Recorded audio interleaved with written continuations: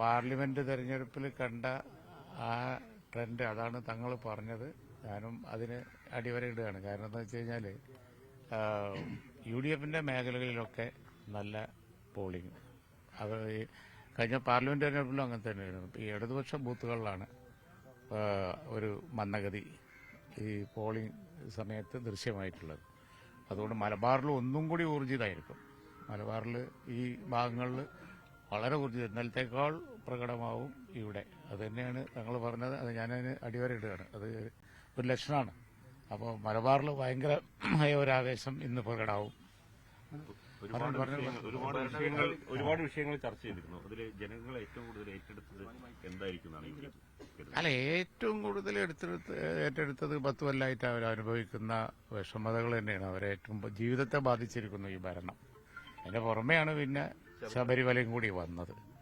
മറ്റു കാര്യങ്ങളൊക്കെ വന്നു പോണ ഓരോ കാര്യങ്ങൾ എന്നേ ഉള്ളൂ. പക്ഷേ ഇത് രണ്ടും വലിയ ഗൗരവമുള്ള വിഷയങ്ങൾ. ഒന്ന് ഭരണവിരുദ്ധ വികാരം, 2 ശബരിമല. ഇന്ന് പോളിംഗ് നടക്കുന്നതിൽ 3 കോർപ്പറേഷൻ ഉൾപ്പെടെ ഉൾപ്പെടുന്നുണ്ട്. മികച്ച പ്രവർത്തനം ഉൾപ്പെടെ നടത്തി കോർപ്പറേഷനിലൊക്കെ തിരിച്ചുവരവ് പ്രതീക്ഷിക്കുന്നുണ്ട്.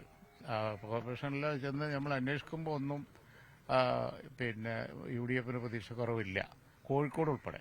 UDF-നെതിരെ മുഖ്യമന്ത്രി അവസാന ഘട്ടത്തിൽ പലതരത്തിലുള്ള ആരോപണങ്ങളൊക്കെ തന്നെ ഉന്നയിച്ചിട്ടുണ്ട്. അതൊക്കെ തെരഞ്ഞെടുപ്പിൽ പ്രതിഫലിക്കുമോ? അതെങ്ങനെ? ഒന്നും പ്രതിഫലിക്കൂല. ഏറ്റവും അധികം പ്രതിഫലിക്കാൻ പോകുന്ന ജീവിതത്തിലുണ്ടായ വിഷമം 10 കൊല്ലമായിട്ട്, പിന്നെ ഈ ശബരിമലയും ഇത് തന്നെയാണ് ഈ തവണ പ്രതിഫലിക്കാൻ പോകുന്നത്.